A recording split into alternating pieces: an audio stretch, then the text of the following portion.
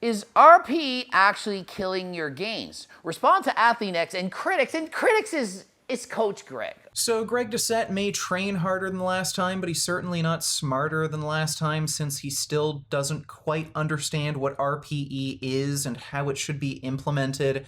So Greg has made a number of videos criticizing RPE and other auto-regulation methods, which just work to help you manage effort and fatigue. And just recently, Jeff Nippard made a video response that was directed to Greg Doucette, trying to inform him on what RPE is, how it's used, what the benefits are, and Greg has made a response which, yeah, not smarter than last time. He still doesn't quite understand what it is, how it's used, what the benefits are, so we're going to go through Greg's video and try to help him out so he's smarter than last time. And I'm watching him do a set of curls that will do an RP of 8, and it does in fact look like he had 2 reps left in the tank. I do think that's an effort of about an 8 on 10. A beginning lifter could put even less effort than that and still make gains, okay? And then next, he shows an RP of 10, and in fact, I would say that's an RP of 10.4, because he went more than to failure. He went to failure 10 reps and tried to go more than 10. He tried to do 11, which is all out, and he went past 10. So when he says RP of 10, I personally call that 10 point something. You can call it 10.5 if you will. Beginners don't need to train that hard. Intermediates probably don't need to train that hard either. Maybe a bit, maybe 1 or 2 sets, depends, okay?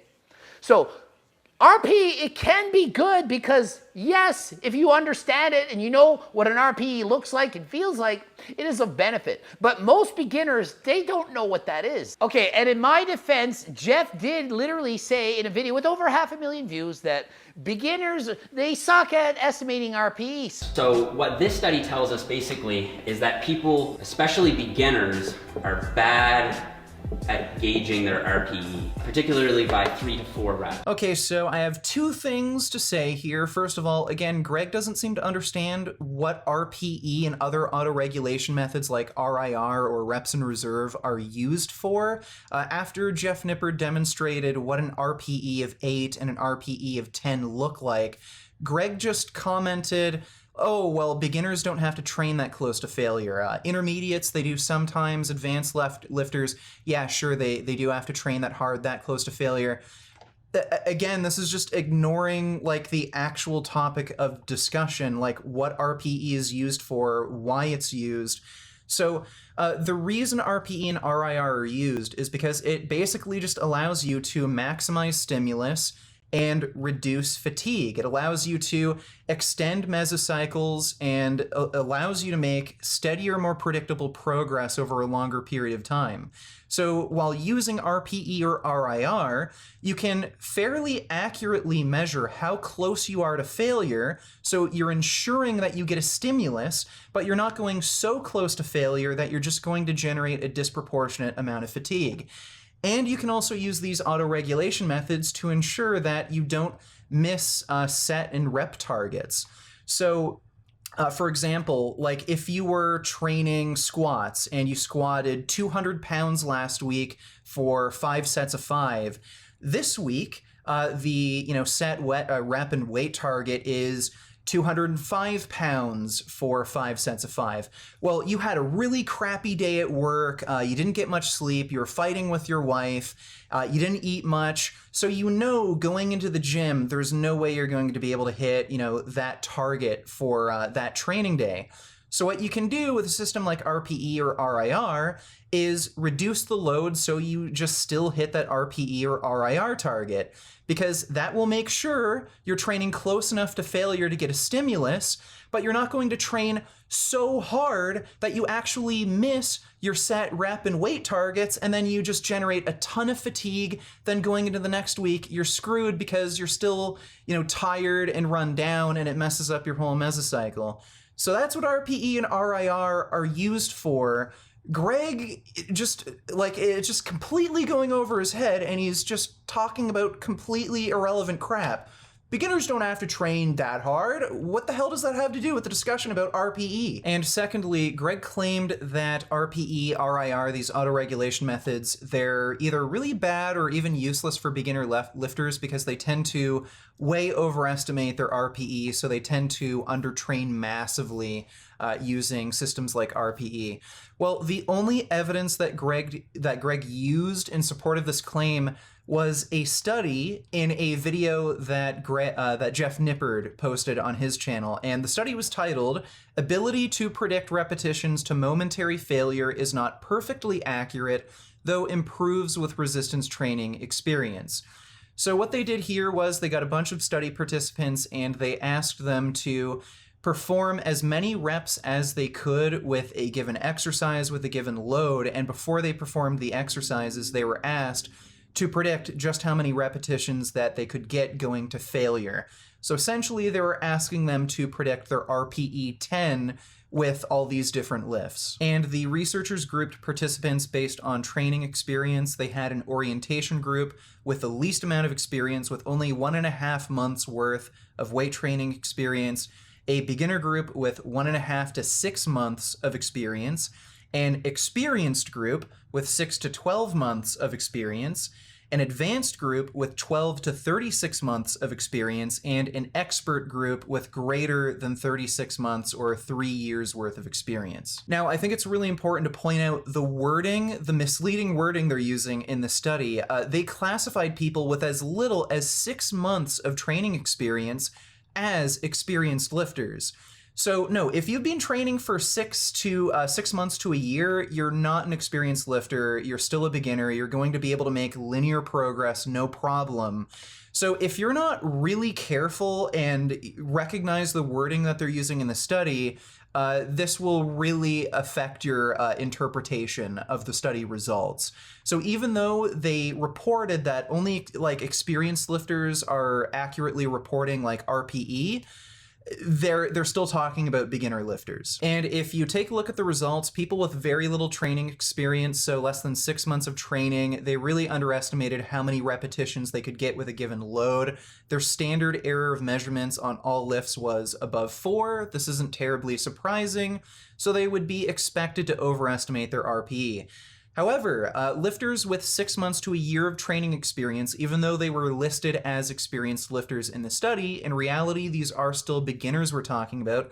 They were a lot more accurate with their RPE 10 estimations. Their standard error of measurement was less than 3 for all lifts except the leg press. All other lifts were well below 3, and they were very close to 2. So the way to properly interpret these results is this. If you take a bunch of beginner lifters who have 6 months to a year's worth of training experience, and you ask them to estimate their RPE 10 on a given lift, generally speaking, they're going to be 2 to 3 reps off. So their RPE of 10, their estimated RPE 10, in reality, it's going to be an RPE of 8 to 7. Now, is that a really big deal? Is that going to delay their progress when training because they're overestimating their RPE? No, because again, if you take a look at the study participants were only given one chance to estimate their RPE target. So only one single resistance training session, they had to make one guess, and if they were off, well, that was it. So in the real world, you get more than one chance to estimate your RPE. So if you're beginning a mesocycle, you're a beginner, and I don't know, you're supposed to do 100 pounds for 5 reps on the bench press for an RPE of 7. Okay, well, you'll pick a weight where you think you can do an RPE of 7. If it feels too light, okay, yeah, RPE 7, 3 reps shy of failure, to me, that felt more like an RPE of 5, 6. I really didn't feel any struggle whatsoever. It felt more like a warm-up. Okay, well, even a beginner lifter, they're going to have enough common sense, enough experience to say, yeah, I need to up the weight. And then, even if they're not dead on RPE 7, they're still going to be closer to their RPE target. And as the mesocycle goes on, they're just going to get better and better at estimating their RPE, and no one gets stronger indefinitely. Eventually, they're going to have to end their mesocycle with an RPE of 10. So they're going to know what their RPE actually is eventually, and then at the beginning of the next meso, they'll be even more accurate with their predictions. So this, it's hilarious. Greg actually used this as evidence to show, see, beginners are terrible at estimating RPE. No, the video that you linked with Jeff Nippard with this study, it actually shows that beginners are pretty good at estimating their RPE targets, and if you just use any kind of common sense, you'd know that, yeah, this actually shows that beginners are pretty good with estimating RPE. So Greg, you've provided no good evidence that beginners shouldn't use RPE. They seem to be actually fairly decent at estimating RPE. And Greg even contradicted his claims. Like, he tried to say, oh, beginners will overestimate their RPE so they'll, not train hard enough. But then he went on to say, oh, if you're a beginner, yeah, just do whatever in the gym. Doesn't really matter. You don't have to train hard. If you are, in fact, a beginner, my take-home message would be learn proper technique, use good form, and just train half-ass. At the start, just go in and do it. And if you're sore, don't go harder than last time. If you're not sore and you're training and it's like, yep, and the next day you go in and you're never sore, well, I think you can try to go harder than last time. So this makes no sense. First, Greg is trying to scare everyone, saying, oh, if you're a beginner, don't use RP. You're going to way overestimate your RP, then you're going to undertrain like crazy, not make progress. But then he says, yeah, if you're a beginner, just train half-ass. Okay, well, if you're worried about half-ass training, why would you not recommend RPE to beginners? And then you recommend your own auto-regulation technique. Oh, are you sore? Oh, don't train hard then. Oh, are you not getting sore? Yeah, then train a bit harder. Greg, now you're recommending an auto-regulation technique. I thought you said auto-regulation is just bullcrap. That's why RPE is so bad. It's just so stupid. You're debunking your own claims. If it's written down in a book and it says RP 5, and you don't know what that is, it might not work because you might have gone RP 2. But if you read, go harder than last time, and you're like, well, I did 80 pounds for 10 reps, I'm going to do 80 pounds for 11, and I think that actually helps more than saying RP of 5 and then next week RP of 6, because I don't know if the beginner knows the difference between an RP of 5 and 6. So now Greg is just demonstrating his fundamental lack of understanding of RPE.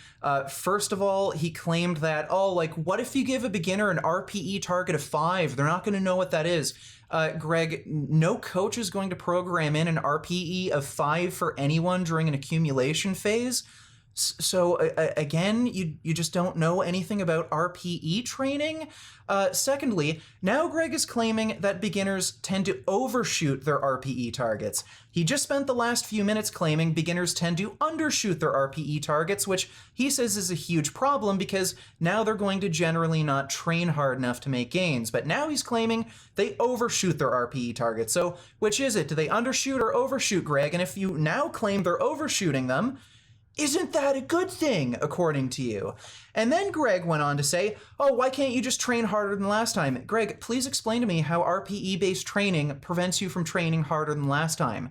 With RPE training, you still add weight, you still add reps, you still add sets from week to week, and usually with most RPE-based programs, at the end of a mesocycle, you're going to go for an RPE of 10. So max effort, as many reps as possible. So you're going to either add load, add weight from week to week, or at the end of the meso, you're just going to do as many reps as you can with the same weight.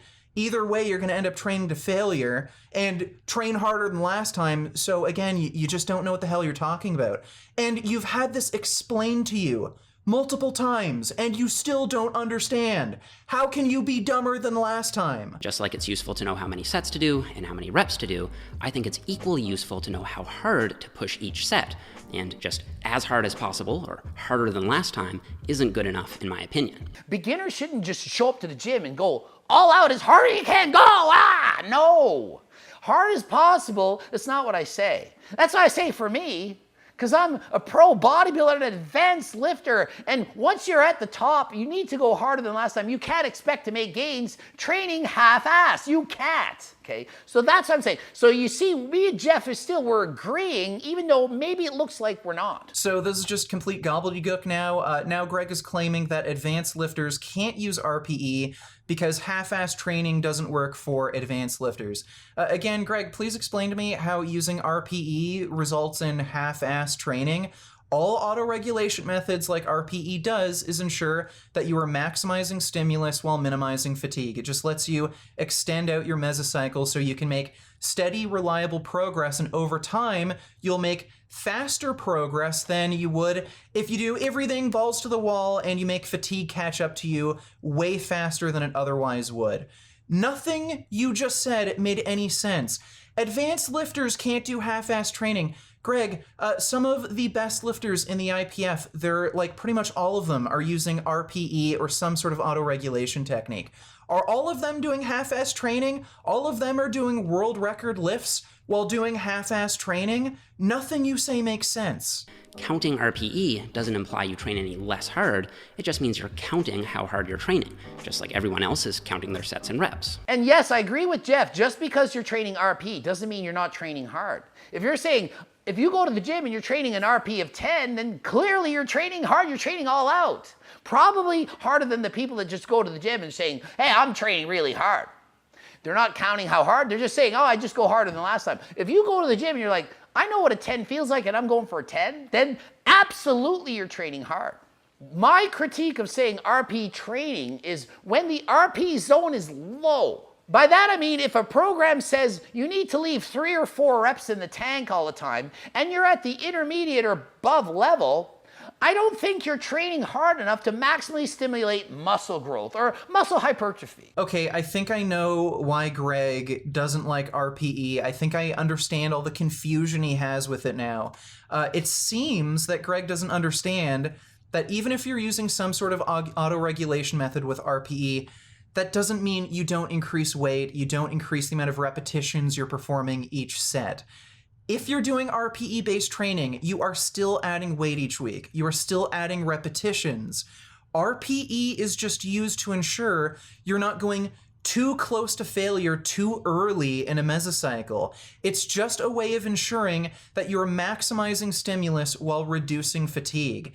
Greg, unless you are infinitely getting stronger, unless you can just infinitely keep increasing the amount of weight you're lifting and the amount of repetitions you're doing, you are going to end up reaching an RPE of 10 at the end of a mesocycle if you're using RPE-based training. So Greg, this statement you've made that, oh, if you train in the RPE 6 range too often, then obviously you're not training hard enough, especially if you're an intermediate or advanced. Greg, that doesn't happen. What you're misunderstanding here is that you might start off a meso with an RPE of 7 to 8. That's usually how it goes. Most coaches aren't going to recommend doing RPE 6 at the beginning of a meso. But even if they did, you're still going to add weight. You're still going to add repetitions each set, and as the weeks go on, you're going to go closer and closer to an RPE of 10. This is just a method of ensuring that at the beginning of a mesocycle, you're going to have enough stimulus, you're going to have enough effort in your training to create a stimulus, but you're not going to generate a ton of fatigue, and it allows you to extend out these accumulation phases so that you can make predictable progress for a longer period of time. That's all RPE is doing here. I think that's what he's misunderstanding. So we're only about halfway through Greg Doucette's video, but there's no point in going through the rest. He basically just repeats the same mistakes and contradicts himself over and over again in very strange ways. If after watching this video, Greg, if you still don't understand RPE, why people use it, how it's implemented, I don't know what to tell you. I guess there's no hope for you and you can't be smarter than last time. But if you want to talk about this, I'm more than happy to have a debate or discussion with you on this topic. I don't care if it's hosted on any particular channel. We can host it on my channel, your channel, some other channel. We could even talk privately if you want, if you're embarrassed or if you're afraid of me embarrassing you, like in a live debate. I'm fine with talking to you over Skype or Discord or something. Hopefully all of you learned something in today's video. If you like this video, maybe consider supporting me on Patreon or through my website. I have some funding perks you may find interesting. If you're looking for clothing, then check out the Vegan Gain store. And if you're looking for vegan pet food, then check out Vigor. They have a wide selection of vegan cat and dog food. And if you click the link in the description and use the discount code, you can get 10% off of any order. And if you're looking for online coaching, then check out Quality Gains. He offers customized meal and training programs. And if you click the link in the description, you can get a free ebook. And of course, check out my wife on OnlyFans. She does full nude, she's hot as hell, so if you're into that sort of thing, check out her OnlyFans. And of course, check out my OnlyFans, so if you want to see me naked, see my pee-pee, then check out my OnlyFans. And as always, keep making those vegan and RPE bigger, better, stronger, harder than last time gains. Beef. What a relief. When will this poisonous product cease? This is another public service announcement. You can believe it or you can doubt it. Let us begin now with the cow. The way it gets to your plate and how.